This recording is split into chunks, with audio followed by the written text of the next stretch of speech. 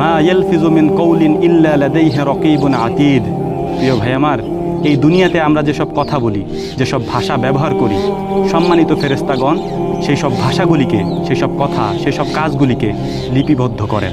এখন হয়তো বলতে পারেন যে ভাই, আপনি একজন খামারি, আপনি থাকবেন গরুর গোয়ালে অথবা মুরগির খোয়ারে, আপনি কেন এসব কথা বলছেন? এসব কথা বলার পেছনে কারণ আছে। একটা বিষয় আপনাদেরকে স্পষ্ট করে বলি, আমি আমার কথার শুরুতে সূরা কফের 18 নম্বর আয়াত তেলাওয়াত করেছি। আপনি চাইলে এই আয়াত পড়ে নিতে পারেন।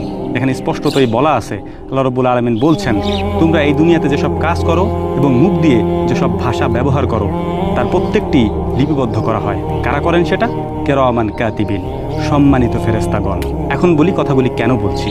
আপনি যদি আমার উপরে কোনো জুলুম করেন তাহলে সেটাও লেখা হয়। আপনি যদি আমার সাথে চগলখড়ি করেন সেটাও লেখা হয়। আপনি যদি আমাকে ধোঁকা দেন অথবা আমার উপরে এমন কোনো অন্যায় করেন যেটা আল্লাহ তাআলা হারাম করেছেন আমার জন্যে, আপনার উপরে, এই কাজগুলির জবাব আল্লাহ তাআলার কাছে আপনাকে দিতে হবে। এবং প্রত্যেকটা মুহূর্তে ওই সব ফেরেশতারা কিরামান কাতিবিন অর্থাৎ সম্মানিত ফেরেশতাগণ সেগুলিকে লিপিবদ্ধ করছেন।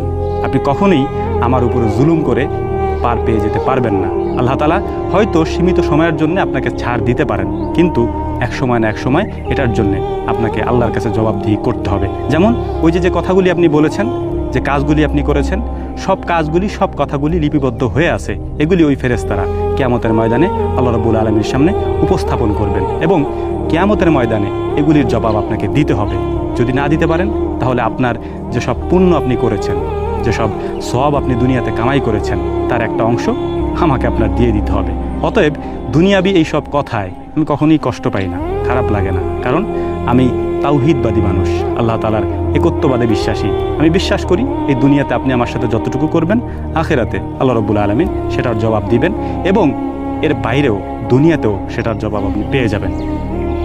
হয়তো আমার একটা ক্ষতি করে আপনি সাময়িক সময়ের জন্য স্বস্তি পেতে পারেন, হ্যাঁ, কিন্তু দেখবেন কোনো না কোনোভাবে সেই ক্ষতি আপনারও হচ্ছে। তখন আপনি হয়তো বুঝবেন না যে এই ক্ষতি আমার কেন হলো। এই ক্ষতি আপনার এ কারণেই হয়েছে যে আপনি অন্য কারো ক্ষতি করেছেন অথবা অন্য কারো হক নষ্ট করেছেন।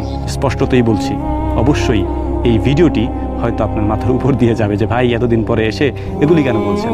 বলছি অবশ্যই এর পেছনে কিছু কারণ আছে, কারণগুলি উল্লেখ করছি না, তবে অবশ্যই প্রথমে যে কথা বলেছি, মা ইয়ালফিজু মিন কওলিন ইল্লা লাদাইহি রাকিবুন আতীদ, সূরা কফের 18 নম্বর এই আয়াত আমি যখন পড়ি তখন আমার কাছে স্পষ্টতই মনে হয় আমার উপরে করা জুলুমগুলি আল্লাহ রাব্বুল আলামিনের ফেরেশতাগণ কিরামান কাতিবিন অর্থাৎ সম্মানিত ফেরেশতাগণ লিখে রাখছেন। কিয়ামতের দিন এগুলির জবাব আপনাকে অক্ষরে অক্ষরে দিতে হবে।